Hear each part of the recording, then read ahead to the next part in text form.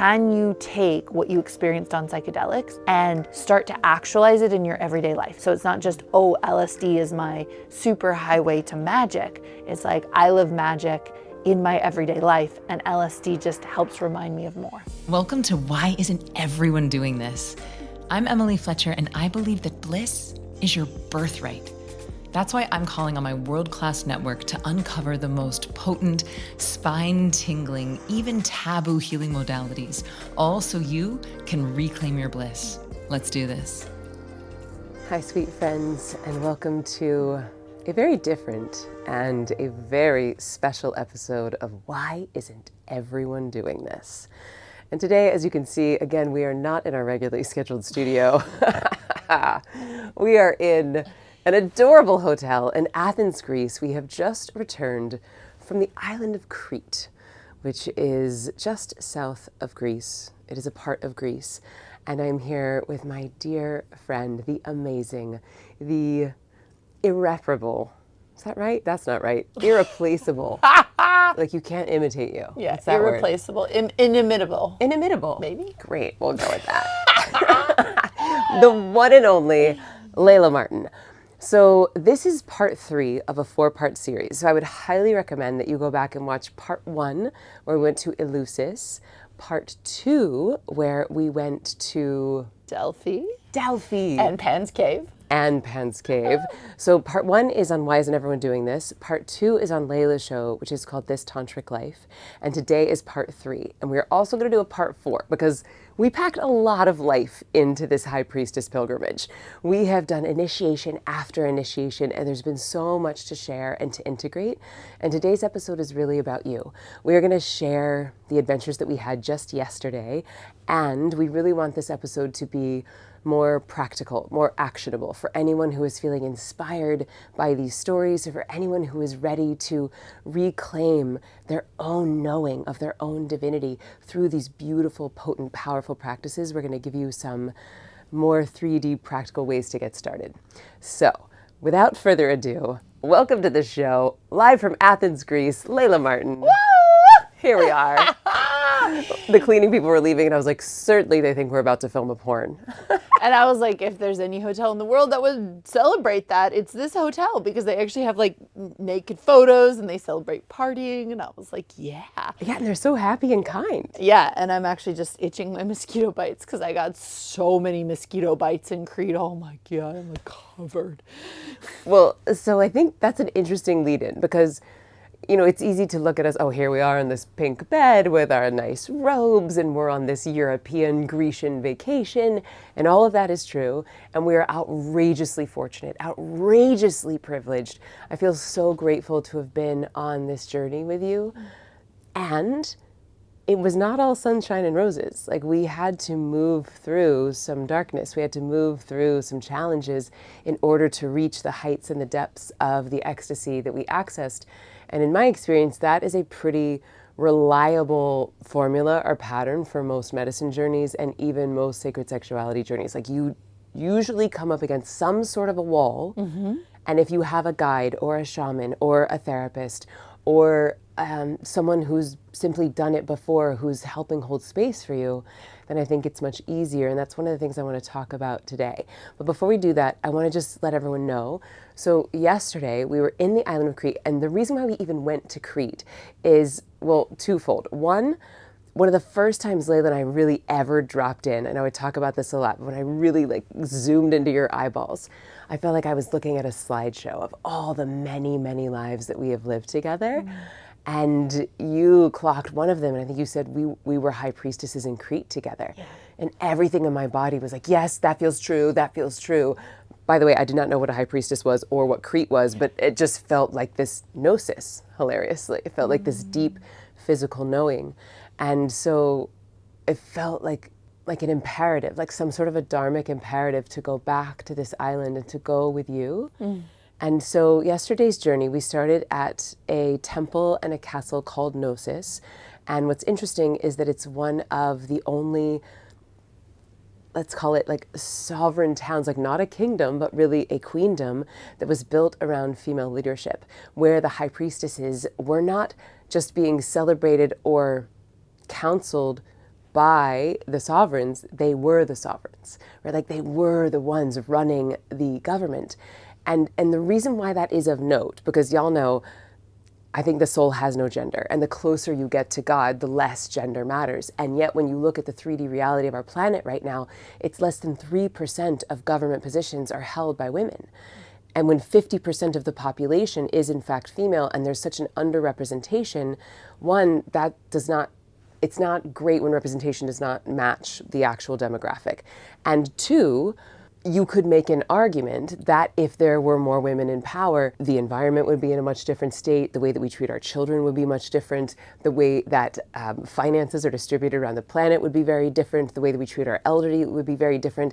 And this has actually been proven. When we see more women in power, more women having more money, then they invest it back into the community. They invest it into the next generation. They invest it into agriculture and into children. And so there's value in examining the very rare matriarchs. And I'm not an advocate for matriarchy over patriarchy. I am an advocate for balance. I am an advocate for equity. I am an advocate for people having access to their own divinity so that they can become sovereign in and of themselves. And that seems to be very much the medicine that was being served up in Crete. So we started at this beautiful temple and queendom called Gnosis, and then we descended deep into a cave, an ancient cave, where there has been beautiful sacred practices and rituals happening in here since the Neolithic period. It is one of Crete's most sacred caves. It is one of Crete's most ancient caves, and things got primordial. Things got weird in this cave in the best way, and we're going to share what happened with us energetically. We're going to share the medicine that we were dancing with on this journey as we go. But Layla, I would love for you to give us a little bit more context. Like, when did you first hear about Crete? Why did you want to go to Crete? And can you tell us about the Minoan civilization that was there? The reason Crete has been so special to me, I went when I was 17, was that in high school I learned that it was one of the ancient matriarchal societies where women held leadership, they held spiritual leadership, and that it was overrun, like that culture got destroyed at a certain point, but that it had been this culture of feminine leadership in ancient Europe, right? And the temple we went to, Gnosis, it's like it peaked like 1500 to 1700 BC. And it's one of the oldest castles in Europe, yes? Palaces, yes. Mm-hmm. And it's a very, very ancient civilization. And so a lot of wisdom. And one of the things I love about it is there's this iconography of high priestesses, bare-breasted, holding snakes from the Gnosis temple, from that civilization. And so to me, it was and is very indicative that those high priestesses were practicing with Kundalini energy, with serpent energy. Yeah, so can you just, because I'm not sure that we've actually talked about Kundalini energy on the show yet, and how the snakes are represented in Kundalini. So can you tell us what is Kundalini? I know that word is big and people use it in a lot of different ways, but how do you define Kundalini? Yeah, so I can really share about Kundalini through the transmission and lineage that I awoken it in, which is Tantra. And so Kundalini is a Sanskrit word, and it is a word for goddess consciousness. And Kunda actually means coiled. So it's coiled like a serpent at the base of your spine, and as it wakes up, it creates these serpentine movements. So there's like a wave-like motion that happens, and you see it in people who are having Kundalini awakenings. The closest word we have to it in English is like bioenergy. It's like activated energy inside of you that is related to your physical form, but more energetic than just your physicality. And so this is a phenomenon that I'm surprised it's not more studied, because once you know about it and you see it awaken in people, it gets awoken through breath work. It can be awoken through sexuality. It can be awoken through yogic practices. In fact, one of the deep purposes of yoga and many forms of meditation is a Kundalini awakening. That is what is intended. So sometimes in the West, we can be really scared of Kundalini and Kundalini awakenings, but it's actually the intention of the yogic tradition is to have this energetic awakening. Plant medicine, right? If you go and do ayahuasca, you'll experience Kundalini awakenings. And so there's different words for it in different cultures, but it's a recognized phenomenon. And around the world, the kind of classic symbol for it is the snake. And so Kunda, this coiled serpent-like energy, is part of the tantric tradition. And you also see this snake imagery in Isis temples, right? Even the crowns of Egyptian pharaohs, and yeah, they have a cobra coming out of the third eye. Also, I think interestingly, in the American Medical Association, the caduceus, you know, it's the sword, which arguably represents the spine, and then the two snakes coiling up. Also, it looks very much like a double helix of a DNA strand. So it's like this life force energy, the very thing that creates and animates all of humanity. Yes. And what it is it's actually embodied consciousness. So if you think about when you meditate, right, and we say you're awakening consciousness, like that's kind of the idea behind meditation. I'm becoming more conscious. And ultimately when you meditate, you wake up to your true nature, which the closest word we have to that is usually consciousness. Like I am consciousness itself. I am awareness itself. So if you think about it, there's a specific conscious wisdom in the body. And so Kundalini is this awakening of the conscious wisdom of the body. And so when it awakens, that's why your spine does the serpentine movement, is actually your body is preparing itself, and the consciousness of Kundalini is preparing your nervous system for higher and higher states of spiritual awakening. And so you'll see people shake when they have Kundalini awakenings. And what this is doing is it's actually the wisdom of the energy shaking off stress and shaking off tension, because a lot of our mental stories have made our bodies tense and our nervous systems tense. And so if we want to prepare for spiritual awakening, relaxation is key. So we think sometimes of people shaking as being a scary phenomenon, but in the tantric tradition and in many spiritual traditions, they will actually have you shake as a spiritual practice. And it will be very normal to see bodies shaking and moving, because this is a really important part of preparing the body for spiritual activation. Beautiful. Thank you so much for sharing that. Okay, so in Crete, you'll see statues and iconography of these priestesses, of these goddesses, like bare-breasted, holding the snakes, and the snakes are representing that Kundalini, that consciousness embodied. Yes. Beautiful. And so you went for the first time when you were 17. Yeah. Well, and can you tell us a little bit about the Minoan Civilization, and do you know why it was a matriarchy? Why were the high priestesses so revered? Well, what's fascinating is, historians and anthropologists are really putting together the history of this. And they know that there was goddess worship, like potent goddess worship, happening in Anatolia. So ancient parts of Turkey, ancient parts of the Middle East.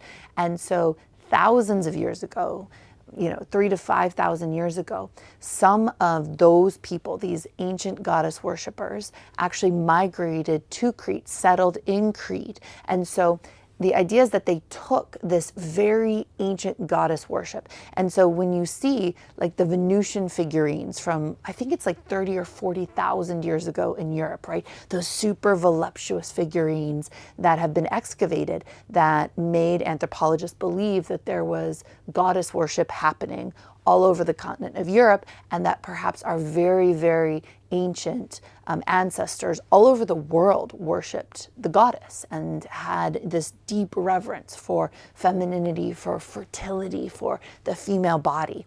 And those people started to develop temples and forms of worship that were reverential to gods and goddesses, actually, but that included the beauty of feminine expression, meaning childbirth and marriage and sexuality and fertility as part of your deities and part of what they represented and part of what you worshipped.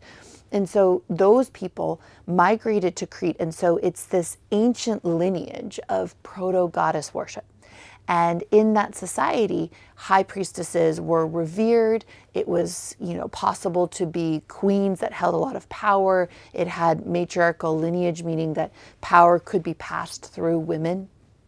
And so something that was so fascinating about this land is what was society like? What was it like when women held that amount of power? And one of the things that I love so much about the teachings of matriarchy is that you rarely find matriarchal societies, if ever. I actually don't know of one where women punished men, where women ruled over men. Instead, what happened when women were given a lot of power is what you talked about at the beginning of this episode. They share power. They actually share power with men. So ancient Minoan society, when we say a matriarchy, it doesn't mean there weren't kings. It doesn't mean that there weren't men in power. What it means is that there were women in equal positions of power to men, spiritually and in government.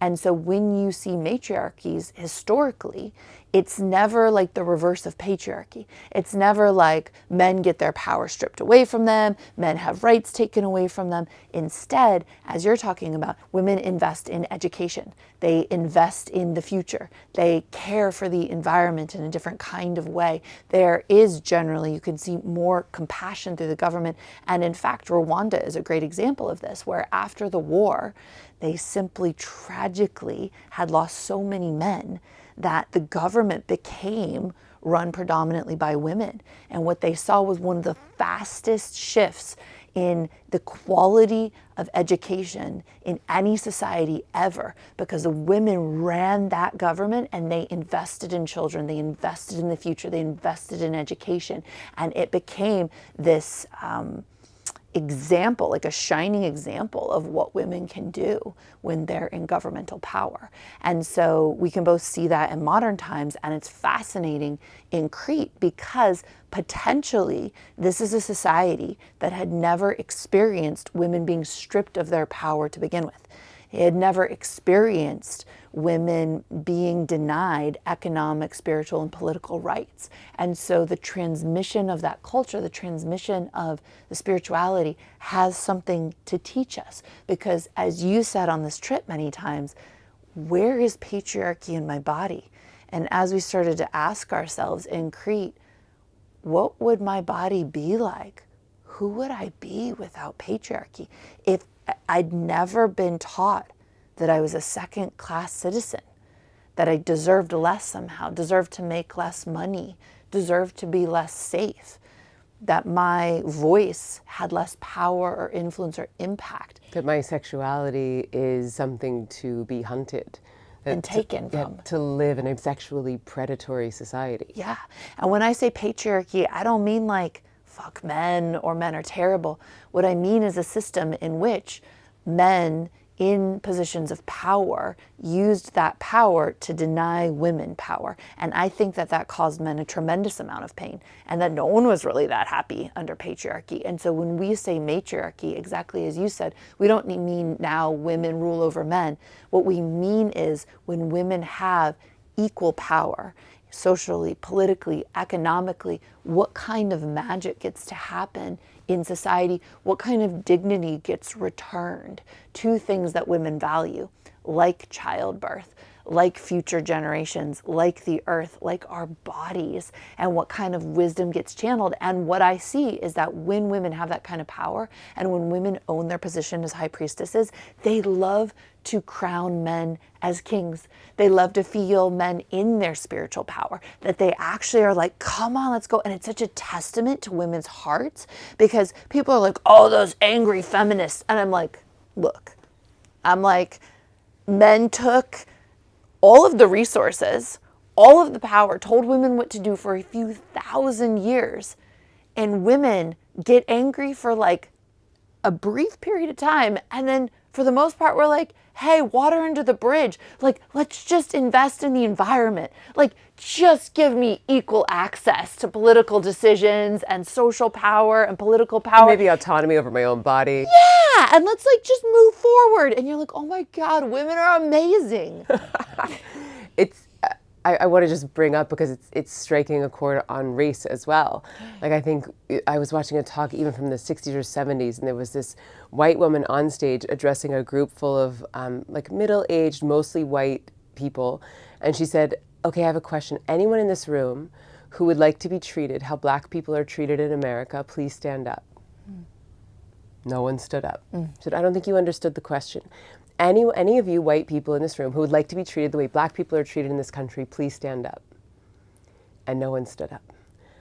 And I think that part of this systemic white supremacy that we're swimming in, just like we're swimming in, misogyny and patriarchy, there is a fear that if the people who have been oppressed come into power, that the tables will turn, right? Like, I think that part of this ongoing white supremacy and racism is the fear that like, oh no, if Black people have equal power, or all races who have been the victim of racism come into power, that they would do to us what we have done to them. Yeah. Right? And I feel the same fear around, oh, if women come into power, then they will take men's power away. Right. And we have to instead, like, well, I guess that we don't have to do anything, but it seems like it would behoove us to create a model and to really hold the frequency of what it looks like when there are people in power that equally represent the people who are on the planet. Yeah, absolutely. And, look at Barack and Michelle Obama. You get grace and integrity and deep leadership because oftentimes, having come from a racist or misogynistic or homophobic system, it does engender, not always, but a certain kind of backbone, integrity, but also compassion for others. Sweet friend, if you are loving this conversation and would like to dive deeper into these powerful modalities, I want to invite you to join me at zivameditation.com/whythis. Now there you're going to find free bonus content that we simply could not fit inside of the episodes. I'm talking mini masterclasses with our amazing guests like Aubrey Marcus, Layla Martin, Blue, Vailana, and myself. So come experience the tools that we reveal in the podcast for yourself. Simply head to zivameditation.com/whythis. So after we left this beautiful Gnosis palace, then we descended into one of the most sacred, ancient, huge, wild, activated caves I've ever experienced. Yeah. And do make sure you listen to episode 2 on This Tantric Life, where we talk about where we went into Pan's cave on Layla's podcast. So this is our second journey into a cave. Second cave. Like, why would we spend like a day of our vacation in a dark, wet, muddy cave? Yeah. Like that's probably weird for a lot of folks, but I think it's important to note a couple of things I noticed. One, I'll give my sort of first impressions. Number one, we are weird, so we did spend our holiday in a dark, muddy cave. 100%. Even before we went, someone in Athens was like, "Oh, Crete is where the weirdos are. You'll fit right in." Totally. So as we were walking up, there's a small opening of the cave, and then it opens wider and deeper and wider and deeper and wider and deeper, and it's so insular, and it does feel very womb-like. Like, it does actually feel like you're going into the womb of the earth, like this matrix point of the earth. And if you think about, if we're not living in such a, industrial society, and you're living in the woods, like, to go into a cave, you're safe from predators, you're perhaps safe from other tribes. You know that no one, if someone's guarding the front of the cave, like, you feel safe in there. So it might be a place you would go for childbirth or lovemaking or rituals or ceremonies. And when you go into this cave, it felt to me like another planet, like another universe, and simultaneously so deeply of earth energy. And we get there, and Layla is like, for sure, like at least half goat. She's just like traversing these slippery, wet, muddy rocks as if she's lived here for thousands of years. Meanwhile, I'm like butt sliding down the slidey rocks and really taking my time. But it was fascinating watching you traverse the rocks. But can you tell us a little bit about what you know about what's been happening in these caves for thousands of years, and why did you want to spend a whole day of your vacation in a cave? So a long, long time ago, I was reading this book on the Mediterranean, and it talked about how in Europe, high priestesses held their rituals in caves. And like you're saying, it didn't make sense to me back then as a modern person. I was like, why would you choose a cave? Because we think of caves as like dark, scary bats, cave spiders, because there are cave spiders. I ran into a giant cave spider in the cave. And, you know, we think of it as like, you know, damp and creepy. And there is an element to that. And, you know, when we were in the cave, as you're saying, we got to see it through a different lens of ancient people of, oh, it would have felt so safe. Because if you were out in the forest, someone could come from any direction, an animal, a different tribe, anything like that. So caves are where women would go to birth. It is where you would go to do vulnerable things like make love. And so this cave was so special and so sacred to ancient people. And caves all over the world have been sacred grounds for ritual practices. And because women were spiritual leaders in the past, caves still carry this imprint and transmission of female spiritual leadership that's so powerful. And as you were saying, this cave, they found, you know, Neolithic worship items when they excavated it, and it was used as a goddess worship cave then for thousands and thousands of years, and became a fertility worship spot in the Minoan culture. So it was like, okay, let's go there and tap into this ancient vibration of fertility and birth and female spiritual leadership. And one thing I think is fascinating about our trip is that we've gone back in time, right? Like we started with Eleusis, and then we went to Delphi, and then we've come to Crete and into this cave. So like Neolithic, right? Like we want to just really, I want people to like understand like the frequency on the planet and the consciousness of humans at that time. Because I was asking you, I was like, do you think that knowing what we knew going into it colored our experience, or do you think we just tapped into that sort of raw primordial energy? And I think our answer for both of us is like, no, we just felt the energy of the cave, because it did get almost pre-verbal. It got wild and primal and very in the body, not so intellectual, not so heady, not so logical, but like deep gnosis, deep transmission. So I think it's interesting to note. So we got to the cave and we went off to the side, and there was a sweet couple there who were going in to look around, and we did our own opening ceremony on the side where we set our intentions, we grounded, we gave thanks to the land, and we blessed and then took the medicine which we were taking for the day, which was LSD. And interesting to note that LSD is sort of like the child of or descendant of ergot, which is what was hypothetically or supposedly served at Eleusis, which was the first place that we went. And so part of this pilgrimage for us has been both reclaiming the frequency of what it is like when there was female leadership in politics, female leadership in spirituality, but also women serving medicine, and how people were using both sacred sexuality and psychedelics as a visceral pathway to the divine, and as a way to help people remember what they are, to help people remember that we're actually all God pretending to be human, that we're all actually the ocean pretending to be the wave. And to have a visceral experience of that is so wildly, vastly different from someone telling you about God from a pulpit. You know, to read a book about God is very different from to have a physical, beautiful, blissful, ecstatic remembering of that collective cosmic intelligence.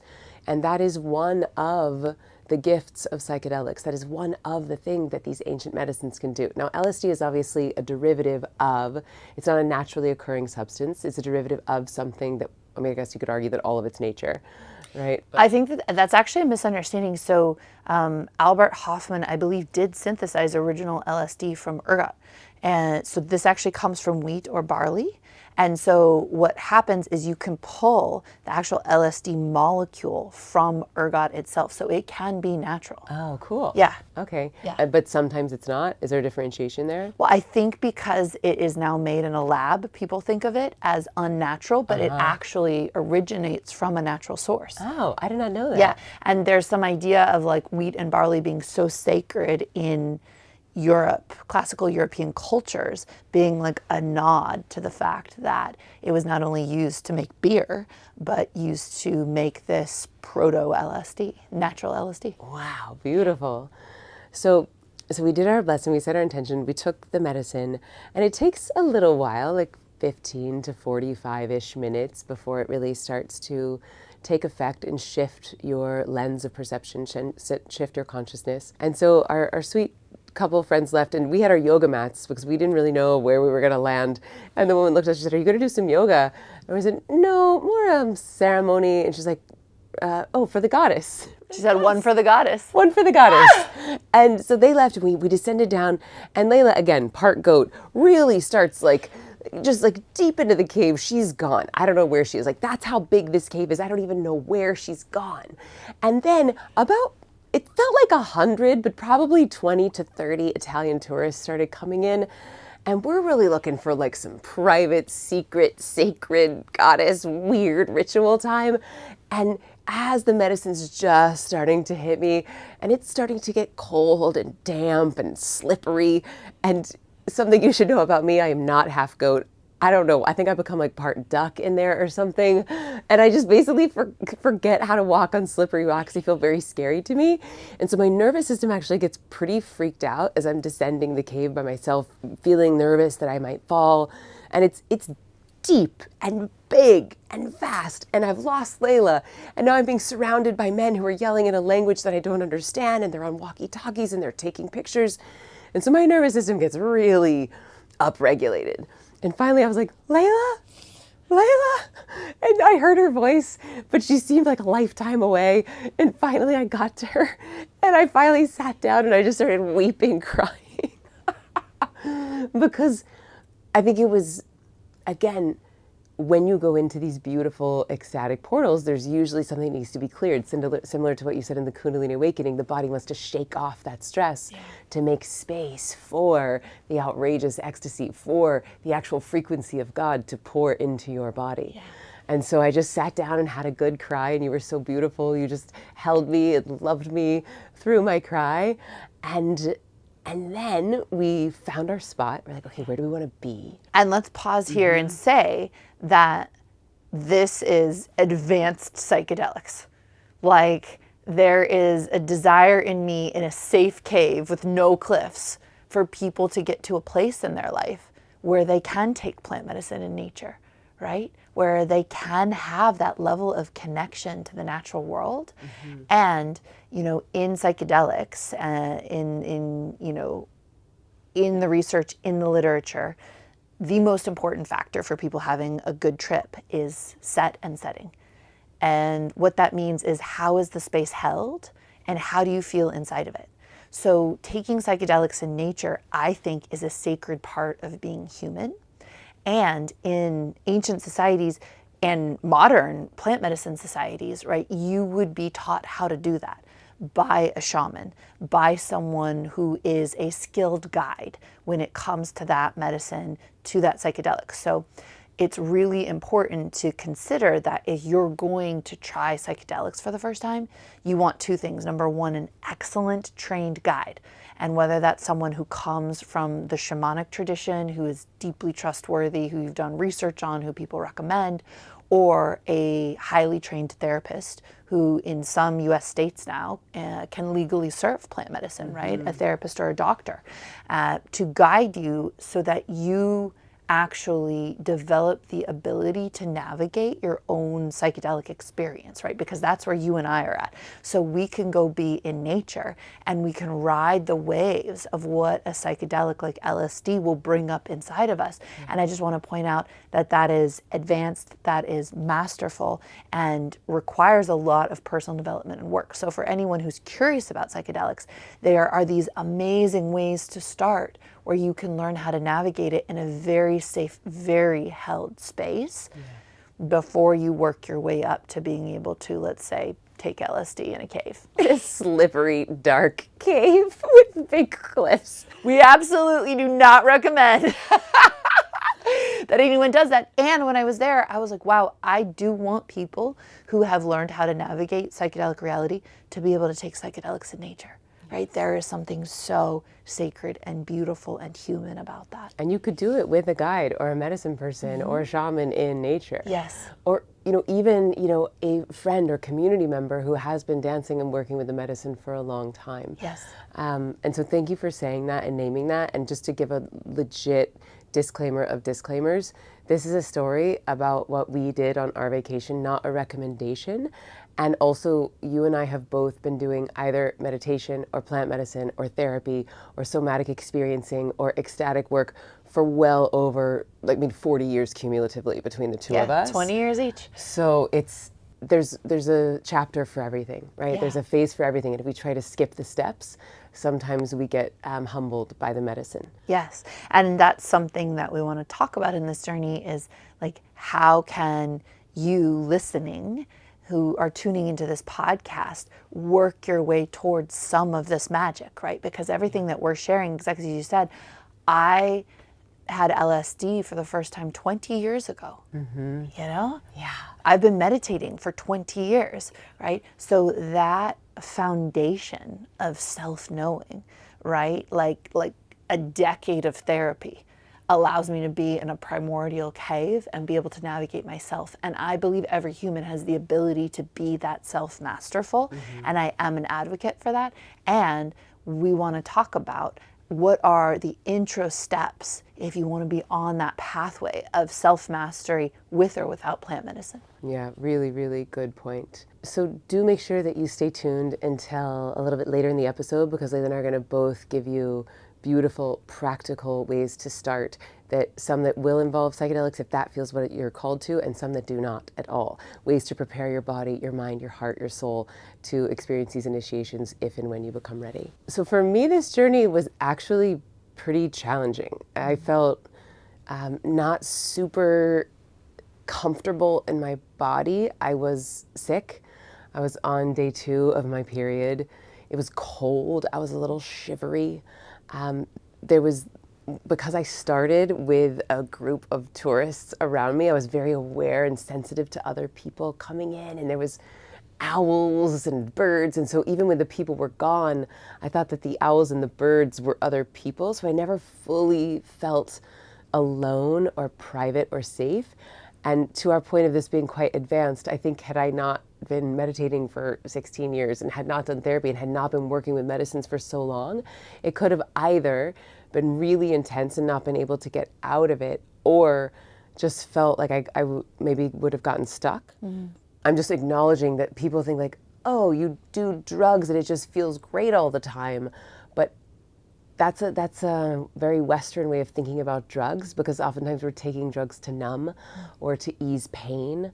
And mostly psychedelics, it will show you the thing that you have not dealt with. It will actually give you the mirror of whatever it is that is keeping you from 24-hour-a-day bliss, that is keeping you from that God consciousness, which is all of our birthrights.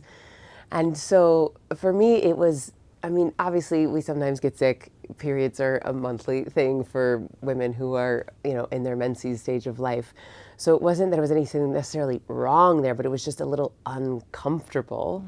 And so for me, it felt like, how do I find the joy in each moment? How do I come into the present of each moment? And the thing I felt like sharing was just how hilarious it was. Even though it was uncomfortable, how much we laughed and how it wasn't even silly. It actually felt like very cosmic humor. And I love that quote of why is God laughing? Oh, because she's in on the joke, right? There is a great cosmic joke when you start to dance with unity consciousness itself. And even despite my sort of rocky, icky start, still I was able to access hours and hours of laughter and beautiful ecstatic transmissions between you and I, where it felt like when we were in deep unison that their antennas were merging and our roots were going deep into the earth, and a funnel opened and just rivers of divine intelligence in all directions flowing through us. And it was so wildly beautiful. And then at the end, so you were so smart, you knew exactly what time we should have called our driver. And he came a little earlier than we would have loved. And so we hear this man, hello? Hello? And we weren't ready to come out of a cave. Like, no one was really ready to see us in society. We were not ready. We had fully disintegrated into the abyss of everything. And so we made a choice of like, okay, we're going to stay in this. We're going to pay this person extra. We're going to text them when we get up. And I really want to honor us for that, because it would have been easy to slip into like, oh, let's be a good girl. Let's be on time. Let's be responsible. I should. And we both made the choice of like, no, we came here for this. Like, this transmission is not complete. There is more that wants to happen here. And I was really proud of us really owning that. Yeah. But I'd love for if you would share with folks like what felt like your journey or your learning or anything that you had to face in the cave. So once we had descended, because we really went into like the belly of the cave, like it was a deep, huge cave. I would say it was like the stories I'd been told about myself. Like, I have to look pretty, I have to be nice, I have to care about things that maybe I don't care about, right? It just started to like melt. It literally felt like it was melting. And I could feel myself belonging to the earth.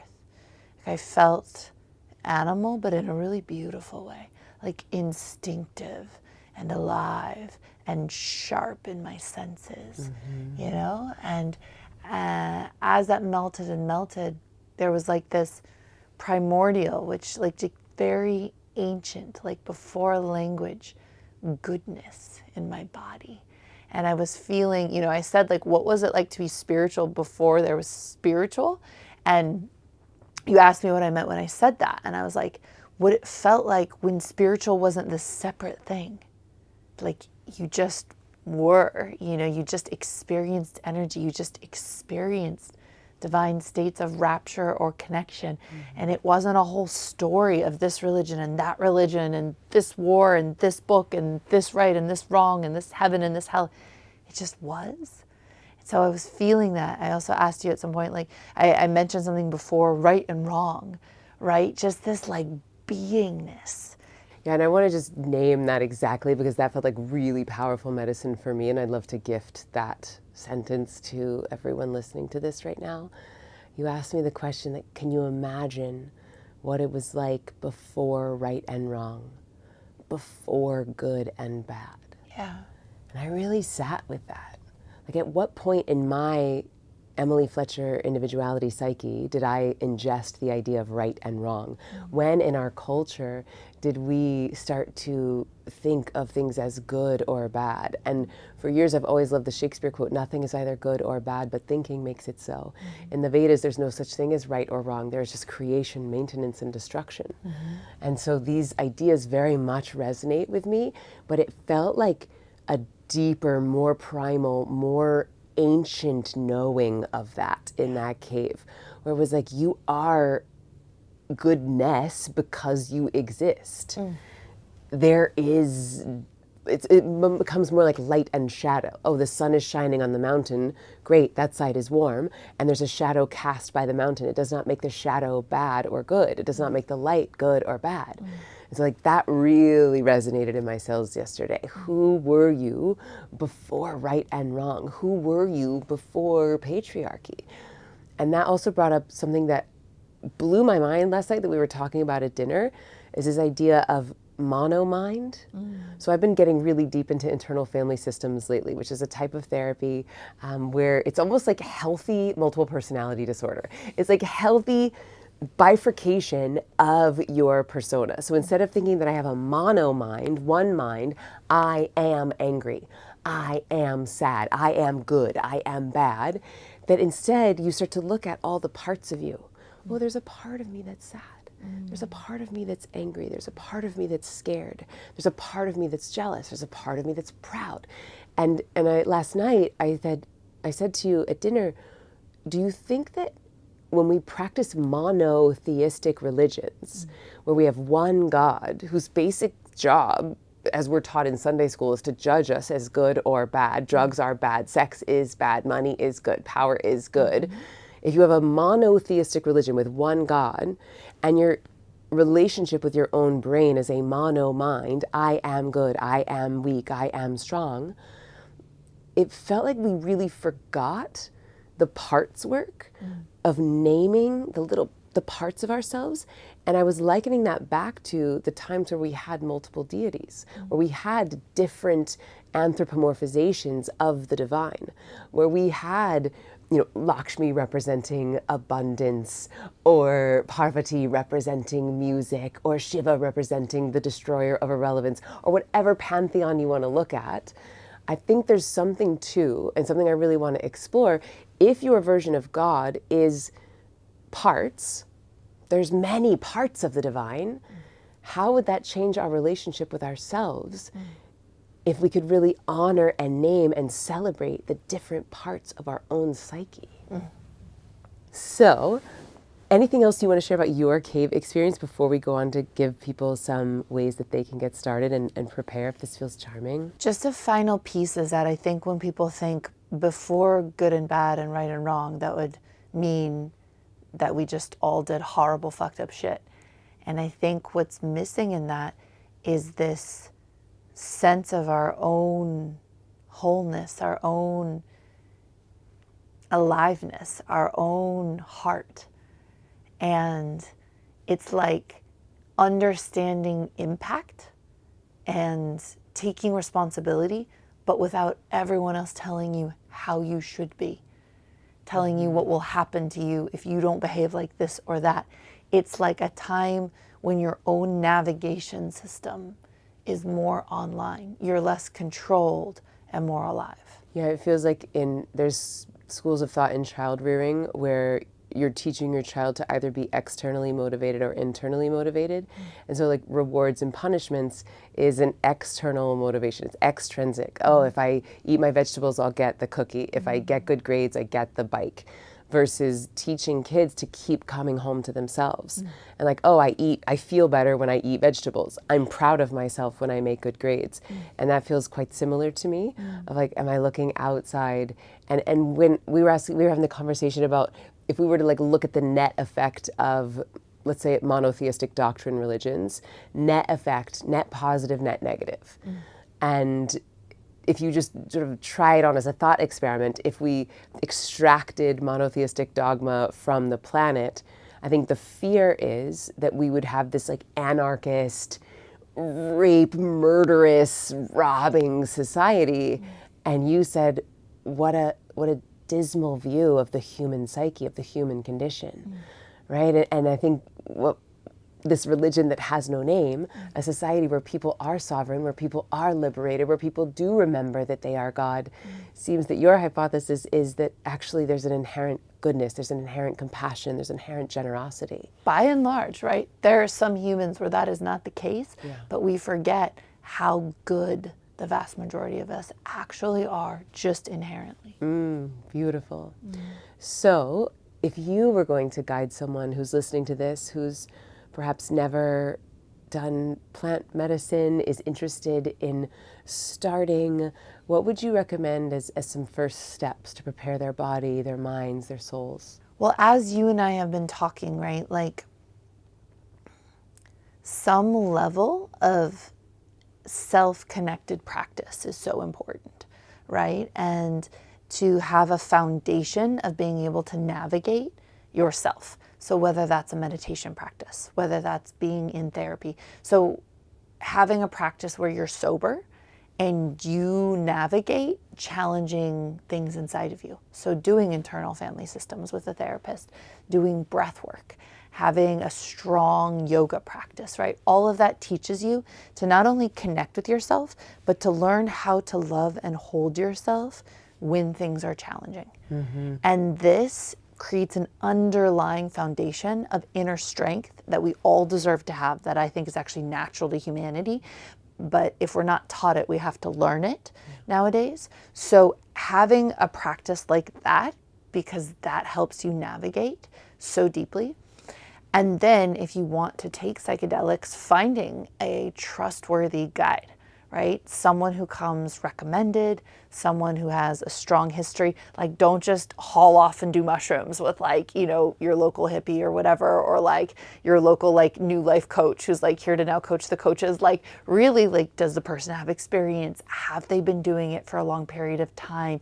Ask them lots of questions. It's a deep and important role that guide has. Whether they come from traditional indigenous societies that are serving plant medicine, you still want to make sure that shaman is trustworthy, or they are a therapist who's been trained and certified to do plant medicine ceremonies or ketamine sessions and ketamine assisted therapy. Really do the research. Really ask the questions and make sure not only is this person trustworthy, but do you feel safe with them? Yeah. Is very important. Yeah, and it's a personal relationship, right? Like, you're not going to marry every person you date. I think it's okay to date some therapists. It's okay to date some medicine people. Like, just feel into it and trust your own intuition. Also, I just heard Lauren Tell saying, you know, just because someone's a therapist, like, she was basically encouraging therapists to do the medicine, because a lot of people who are certified and have the degree are now, because it's so popular, starting to serve medicine, but they themselves have not done it. And so I think that even though they have a certification, make sure that they have also worked with that medicine, because how could you guide someone down a road that you've never been on? And to understand, like, if you feel drawn to what we're articulating, magical realms, high priestess activation, working with energy, to know that psychedelics are a powerful fast track to that, but that every spiritual practice will wake you up to that, and that you can do it sober with your endogenous neurochemistry. And in fact, you should be doing that no matter what, even if you are doing a plant medicine journey. And so practices like breath work and meditation, classical hatha yoga, all of that, sacred sexuality practices, right? My teachings, my lineage can activate psychedelic states of consciousness sober.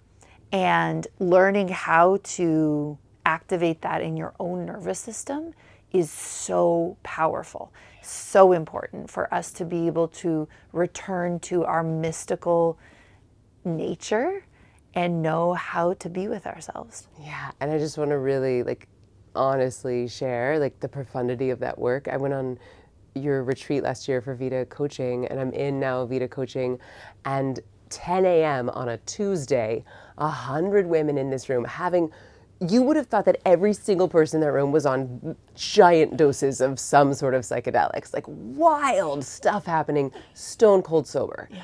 And so you do not have to work with exogenous chemicals. Like, you absolutely can get to these states internally. And to your point, I think it's best to be able to do that internally before you start to dance with the medicine. Yes. And sometimes the medicine will give you a window of what is possible that allows you to access it more easily without the medicine on the other side. So no right or wrong, but I think some real, really important foundations would be 1, intention, 2, guide, 3, set and setting, 4, integration, right? Like, these are some pretty necessary ingredients if you want to not only have a healthy, expansive journey, but also one where the magic gets integrated into the rest of your life instead of just like experience chasing. Because look, I have definitely experienced chase. Like, I love doing drugs. I think they're super fun. I do them recreationally sometimes. And there's also ceremonial, healing, ritualistic ways to do it. Yes. I think too, what people can miss if you only take psychedelics and you don't have some sort of spiritual practice is you think that that level of magic and activation only comes from a psychedelic. So what was so beautiful for me, because even though I did take LSD 20 years ago, I did way more spiritual practice than I did psychedelics. I probably did psychedelic once or twice a year, whereas I did spiritual practice almost every day for 10 years.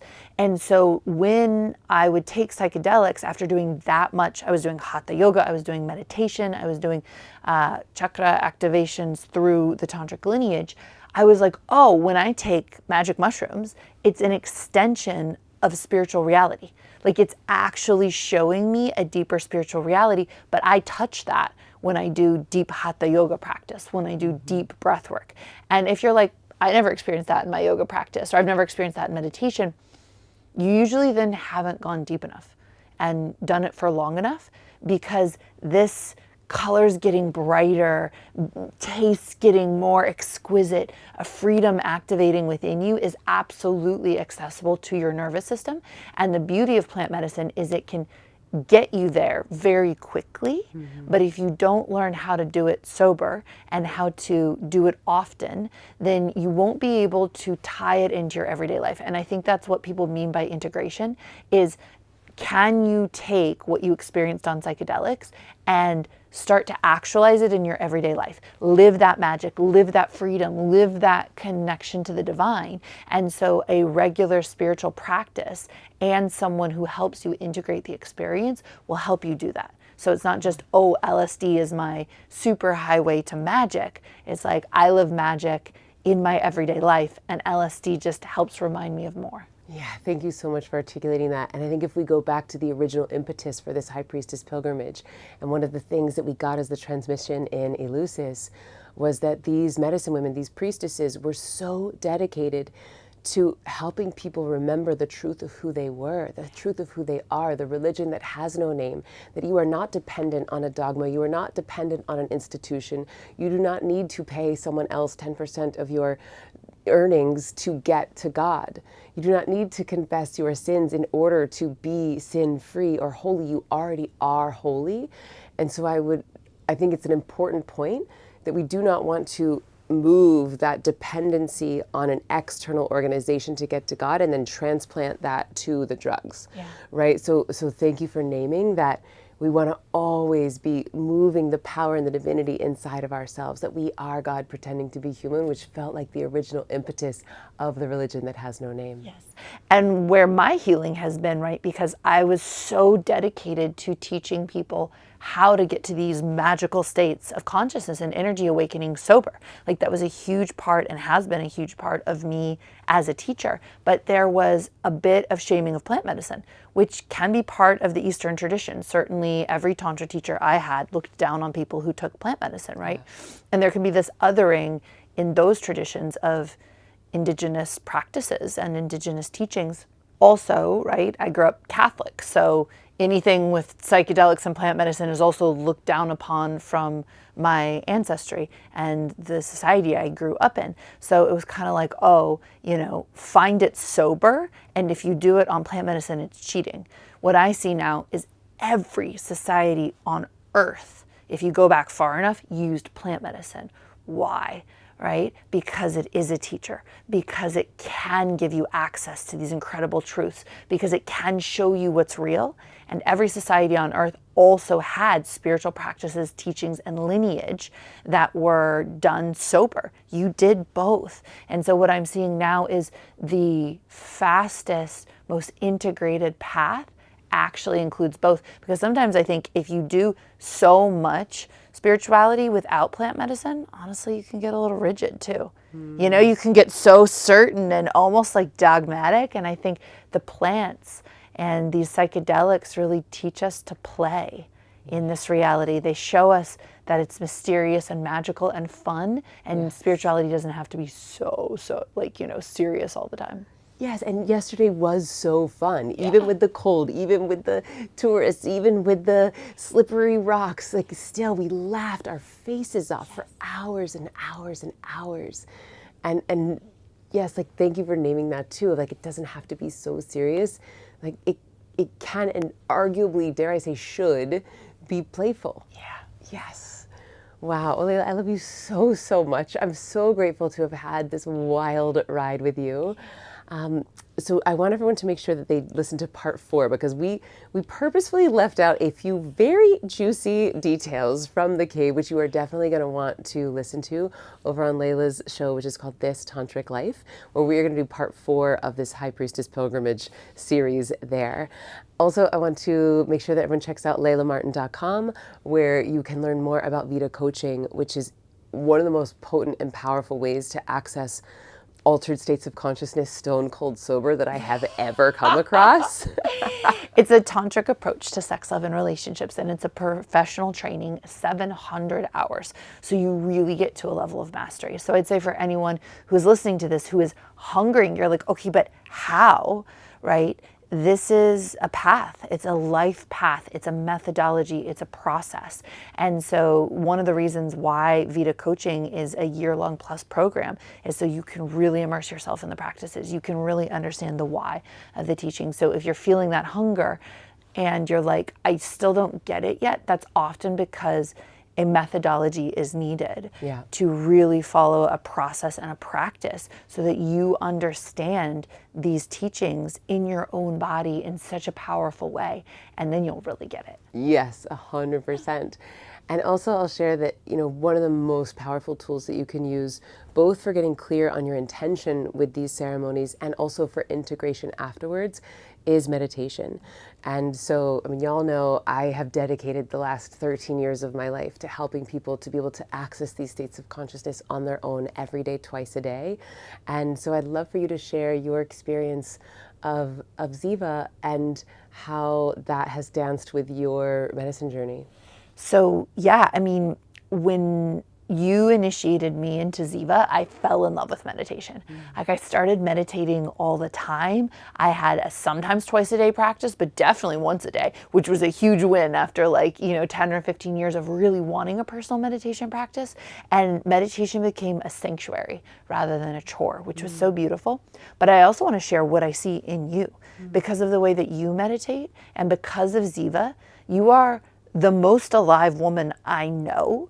You have such a joy in you. You can find the magic in any situation. I watch you navigate challenges with so much grace. You are like living every day. You've called in the most magnificent relationship. You're the most epically sexually fulfilled. You have this dream business. You're a mind-blowingly amazing mother. You were able to transition from your marriage with so much love and so much heart. And I really see that so much of that, and even what we were able to do on this journey, the depth of our friendship, the depth of your wildness, the depth of your safety, the depth of your permission, comes from your anchoring in Ziva meditation. And the fact that you do that twice a day, you're so dedicated to it, it has fundamentally transformed you as a human to be able to live a life of magic and abundance and joy. Layla, I'm crying now, which I welcome. Thank you so much for being such a beautiful mirror. You live so much magic in the fact that that is the lens through which you see me. I take as outrageously high praise. So thank you. And thank you so much for coming on this journey with us. Thank you for listening to this with an open heart. And our only intention in sharing this was to make a bridge to the outrageous gift that nature has given us and to wake up any curiosity inside of you, which might inspire you to take the next right step for you on your journey. So we love you so much. Make sure you check out episode 4, This Tantric Life, and we'll see you on the next episode. And if you like it, please do subscribe to the podcast, screenshot this, post it on Instagram. You can tag at the Layla Martin and at Ziva Meditation, and we will see you next time.